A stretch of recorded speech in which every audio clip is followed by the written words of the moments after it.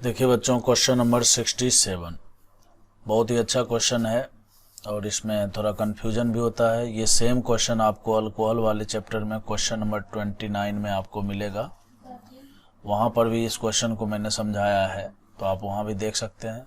ठीक है, चलिए स्टार्ट करते हैं। तो सबसे पहली बात, जो ये OTS दिया हुआ है, आपको पता है कि ये एक बहुत ही अच्छा लिविंग ग्रुप है। ठीक है, ये बहुत ही अच्छा लिविंग ग्रुप है, गुड लिविंग ग्रुप है। तो ऐसी स्थिति में क्या है, देखिए यहाँ पर बच्चों, ये जो एसिटिक एसिड है, ये जो एसिटिक एसिड है, यहाँ पर ये एक वीक न्यूक्लियोफाइल है। तो ऐसी स्थिति में यहाँ पर क्या होगा कि SN1 रिएक्शन होगा। ठीक है, और SN1 रिएक्शन आपको पता है कि 2 स्टेप में होता है। तो पहले स्टेप में क्या करेंगे हम लोग, यहाँ से इस लिविंग ग्रुप को निकालेंगे और कार्बोकेटाइन बनाएंगे। ठीक है, तो जैसे ही हम कार्बोकेटाइन बनाएंगे तो देखिए यहाँ पर बच्चों ये बन जाएगा कुछ इस प्रकार से CH2, और यहाँ पर जो है CH2 स्टार है दिया हुआ है, ताकि आप दोनों कार्बन को डिफरेंट माने, और यहाँ पर पॉजिटिव चार्ज आएगा। अब जैसे ये पॉजिटिव चार्ज आया बच्चों, तो यहाँ पर देखिए जो एसिटिक एसिड है या फिर इसी का जो आयन है, ठीक है, एनायनिक फॉर्म है। अगर हम यहाँ पर जो CH3 उसके बाद COO माइनस है, या इसी को हम लोग ऐसे बोल सकते हैं ACO माइनस, इसको ये बोलते हैं एसीटेट। तो ये जो एसीटेट आयन है बच्चों, इसके द्वारा अगर इसके ऊपर अटैक हो जाए तो वैसी स्थिति में क्या हो जाएगा, आपको ये वाला प्रोडक्ट देखिए बनता हुआ दिख रहा है। ठीक है, अगर आप इसका अटैक यहाँ पर करवा दें तो आपको ये प्रोडक्ट बनता हुआ डायरेक्ट दिख रहा है। ठीक है, इसका एक आंसर जो है ऑप्शन नंबर A भी है। ठीक है, लेकिन अब सवाल उठता है कि कैसे है। अब आपके दिमाग में एक बात आएगा कि चूंकि यहाँ पर कार्बोकेटाइन बना हुआ है, तो कार्बोकेटाइन जब भी रीअरेंज होता है, ठीक है, कार्बोकेटाइन जब भी बनता है इंटरमीडिएट के रूप में, तो उसमें रीअरेंजमेंट जरूर होता है। अब अगर रीअरेंजमेंट होता है तो ये देखिए, ये 1 पोजीशन और ये 2 पोजीशन, ठीक है, ये 1 पोजीशन और 2 पोजीशन। और हम लोग जानते हैं कि माइग्रेटरी एप्टीट्यूड जो है हाइड्रोजन और फिनाइल में, हाइड्रोजन का माइग्रेटरी एप्टीट्यूड ज़्यादा होता है। तो ऐसी स्थिति में दूसरे पोजीशन से हाइड्रोजन का माइग्रेशन होगा। और यदि हम दूसरे पोजीशन से हाइड्रोजन का माइग्रेशन करते हैं, तो देखिए CH3 स्टार ऐसा बन गया, और यहाँ पर बन गया पॉजिटिव चार्ज, यहाँ CH बनेगा। और वैसी स्थिति में ये जो एसीटेट आयन है, ये जो न्यूक्लियोफाइल यहीं पर अटैक करेगा और इस दूसरे वाले कार्बन पर आकर जुड़ जाएगा।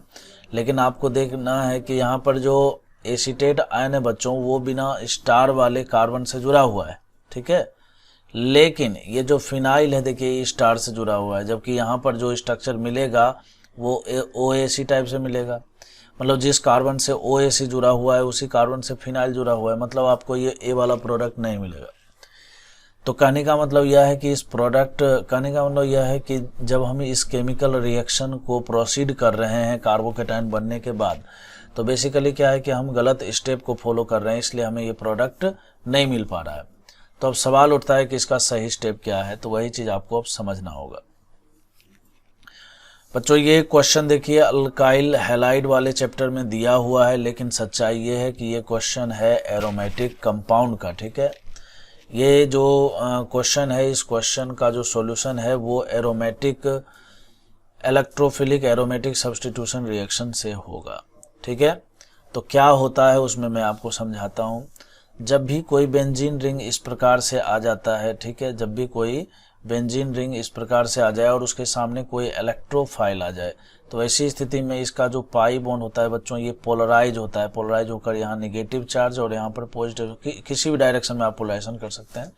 ठीक है, तो ये देखिए यहाँ पर क्या होगा, ये नेगेटिव चार्ज इलेक्ट्रोफाइल को से जुड़ जाएगा।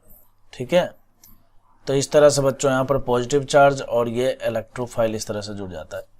तो मेरे कहने का मतलब क्या हुआ, मेरे कहने का मतलब यह हुआ कि जब भी बेंजीन रिंग के सामने कोई इलेक्ट्रोफाइल आएगा, तो एक डबल बॉन्ड को हमें पोलराइज करना है और उससे हमें इलेक्ट्रोफाइल को जोड़ देना है।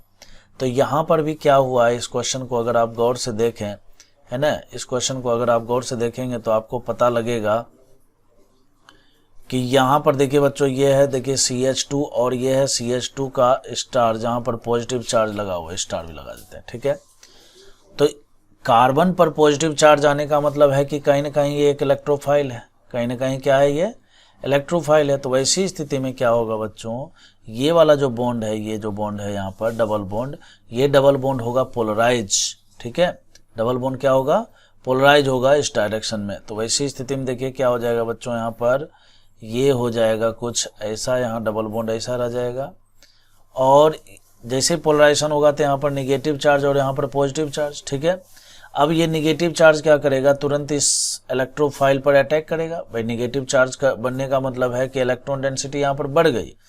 ठीक है, इलेक्ट्रॉन डेंसिटी बढ़ गई, तो वैसी स्थिति में क्या करेगा, ये नेगेटिव चार्ज इसके ऊपर अटैक करेगा एज ए न्यूक्लियोफाइल बनकर। तो वैसी स्थिति में क्या होगा बच्चों, यहाँ पर एक 3 मेंबर रिंग बन जाएगा। क्या बनेगा, 3 मेंबर रिंग बनेगा, और ये है हमारा स्टार वाला कार्बन और ये है हमारा सिंपल कार्बन। समझ में आई बात, यहाँ पर आ गया पॉजिटिव चार्ज। अब ऐसा होने से क्या हुआ, अब यहाँ ऐसा होने से बच्चों इस कंपाउंड की रिएक्टिविटी बढ़ गई। क्यों बढ़ी, अब देखिए सबसे पहली बात तो यह है कि ये देखिए एरोमेटिक था।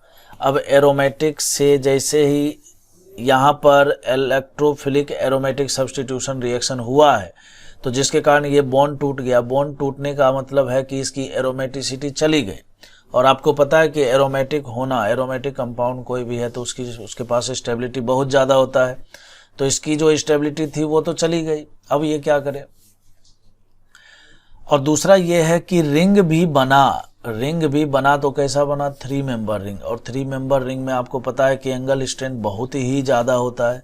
ठीक है, एंगल स्ट्रेन बहुत ही ज़्यादा होता है। तो एंगल स्ट्रेन बहुत ज़्यादा होने के कारण ये रिंग भी बहुत ही ज़्यादा रिएक्टिव है। समझ गए बात को।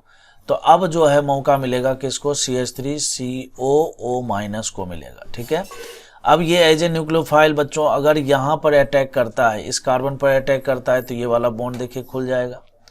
तो ऐसा होने से क्या होगा, ऐसा होने से ये होगा, ध्यान से समझना है आपको। यहाँ पर देखिए पॉजिटिव चार्ज और ये बॉन्ड खुल गया, यहाँ पर आ गया बच्चों नेगेटिव चार्ज, और ये देखिए कार्बन CH2 लिख देता हूँ, और यहाँ पर बच्चों फिर से CH2 लिख देता हूँ, और यहाँ पर बना देता हूँ OAC, और इसको मिला जाता है स्टार। ठीक है, और ये देखिए बच्चों यहाँ पर पॉजिटिव नेगेटिव होने के कारण क्या हो जाएगा, डबल बॉन्ड हो जाएगा, जिसके कारण आपको ये वाला प्रोडक्ट बनता हुआ दिख जाएगा। ठीक है, अब दूसरे प्रोडक्ट में बच्चों ये जो एसीटेट आयन था, ये जो ऑक्सीजन ने यहाँ पर एज ए न्यूक्लियोफाइल यहाँ पर अटैक किया, ये अटैक इस कार्बन पर भी तो हो सकता है, ये अटैक इस कार्बन पर भी तो हो सकता है। वो इसलिए क्योंकि सिमेट्रिक सिचुएशन है। ठीक है, तो जब ये इस वाले पर अटैक करेगा तो ऐसी स्थिति में ये वाला बॉन्ड टूटेगा। तो ये वाला बॉन्ड जब टूटेगा यहाँ पर, तो देखिए क्या स्थिति होने वाली है, समझिए। इस कार्बन पर तो आएगा नेगेटिव चार्ज, यहाँ पर डबल बॉन्ड है ही, यहाँ पॉजिटिव चार्ज है ही। तो ये वाला बॉन्ड टूट गया, तो इसका मतलब अब ये वाला बॉन्ड बचेगा। ठीक है, और ये स्टार वाला कार्बन ये रहा, और ये रहा बिना स्टार वाला कार्बन CH2, ये स्टार, और इसी पर जो है OAC आकर जुड़ा हुआ है। तो देखिए अब आपको ये वाला प्रोडक्ट बनता हुआ दिख रहा है। सिंपल CH2 से देखिए OAC जुड़ा हुआ है, स्टार वाले कार्बन से ही देखिए यहाँ पॉजिटिव नेगेटिव का मतलब है कि इस तरह से ये बेंजीन रिंग बन जाएगा। ठीक है, और फिर आपको ये वाला प्रोडक्ट बनता हुआ दिख रहा है। तो ये बहुत ही अच्छा क्वेश्चन है। सेम क्वेश्चन को मैंने जो है अल्कोहल वाले चैप्टर में क्वेश्चन नंबर 29 में भी समझा रखा है, तो आप वहाँ भी समझ सकते हैं। ये इस क्वेश्चन को मैंने प्रॉपर मैकेनिज्म के साथ आपको बताया है। ठीक है, तो मैं उम्मीद करता हूँ कि आपको ये समझ में आया होगा। फिर भी कोई दिक्कत हो तो आप ज़रूर बताएं, मैं आपको हेल्प करूँगा।